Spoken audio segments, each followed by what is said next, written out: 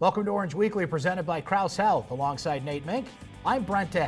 Coming up, how does Dino Babers pick up the pieces after Syracuse falls below 500?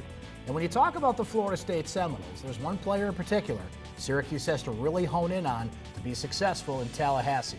But Nate, we start with something else that Dino Babers said this week, and it's an expression, break up the continuity. Right? And that really hones in on the big problem area for the Syracuse football team right now, the offensive line, which has given up 35 sacks on the season. This is a team that gave up 37 sacks all of last year. So, Nate, how do you break up the continuity of an offensive line that supposedly aren't your best players out there now, and they're really struggling? I don't think, Brent, it's a foregone conclusion they are going to break it up. I think a lot of this week in practice is about giving some of those younger guys a chance to work their way up into the starting lineup. But to this point in the year, the coaching staff's evaluated it, and they have not been deemed worthy of those starting positions. So I think you're really looking at three candidates to maybe crack that starting lineup. I think you're looking at the freshman Matthew Bergeron, a tackle who's come in some run-heavy sets. I think you're looking at Darius Tisdale, the other junior college transfer that they brought in this offseason. And I think you're looking at Patrick Davis possibly moving inside to center, possibly playing tackle. He can play all three positions. If he is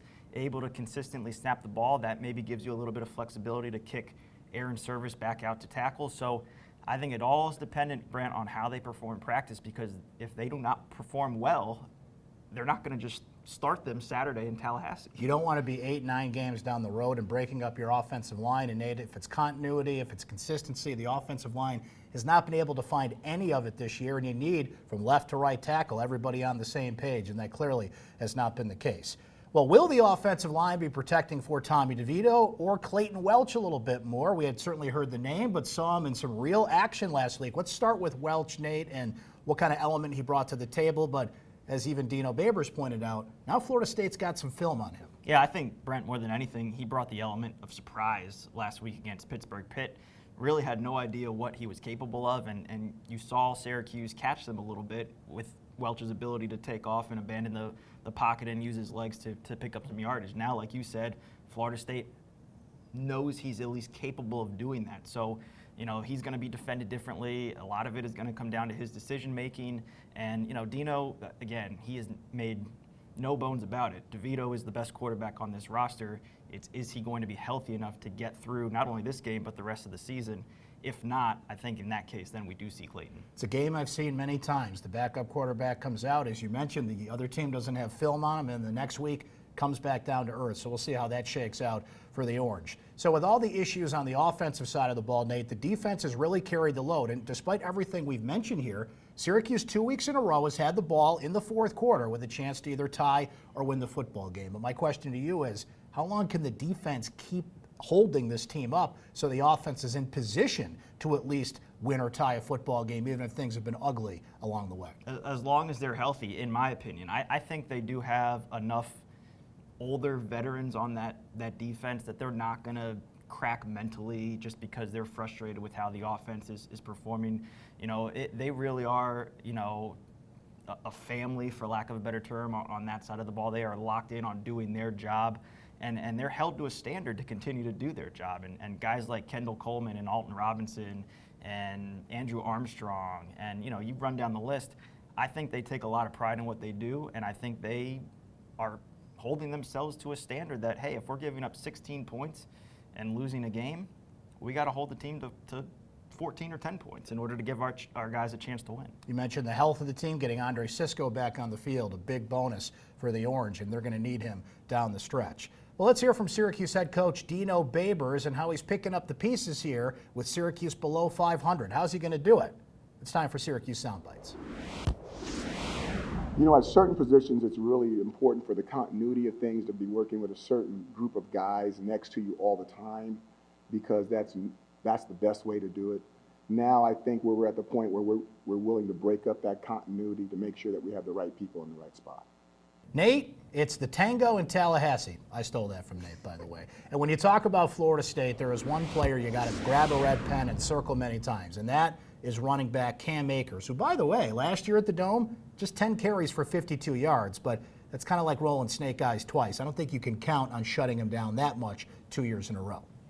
Maybe, because Florida State's offensive line, Brent, maybe better, but they're not a heck of a lot better than they were a year ago. And last year, they were probably one of the worst offensive lines in Power 5 football. So I think Akers' effectiveness is going to be largely dependent on how his guys work together up front.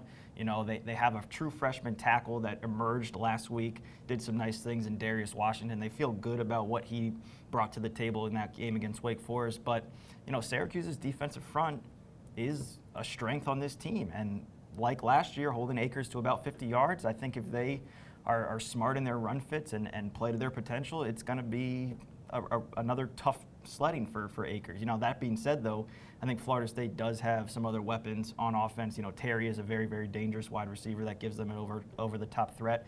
Their quarterback situation, James Blackman, has been a little bit up and down, but they have two. Alex Hornibrook is a grad transfer from Wisconsin. He has played well this year and had been a very good player for Wisconsin. So if Blackman doesn't show that consistency, Hornibrook's a guy that is more than capable of coming in and moving the ball as well. Their quarterback situation in flux. They've got some injuries on defense, particularly in the secondary. This is as vulnerable a Florida State team as Syracuse will face, but they've got their own issues, as we've discussed. So all that said, Nate, I've been right on the line when it comes to, for entertainment purposes, only the point spread this year.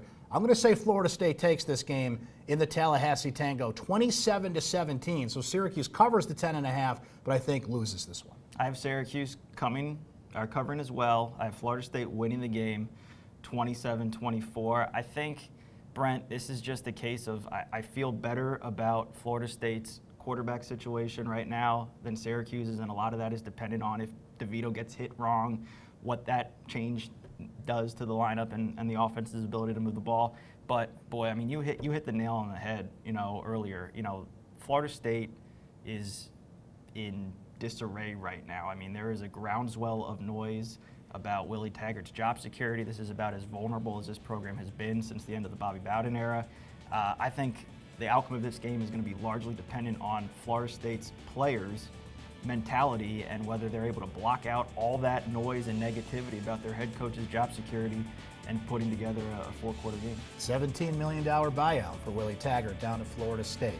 That is Orange Weekly, presented by Krause Health. For Nate Mink, I'm Brent Dax. We'll talk to you next time.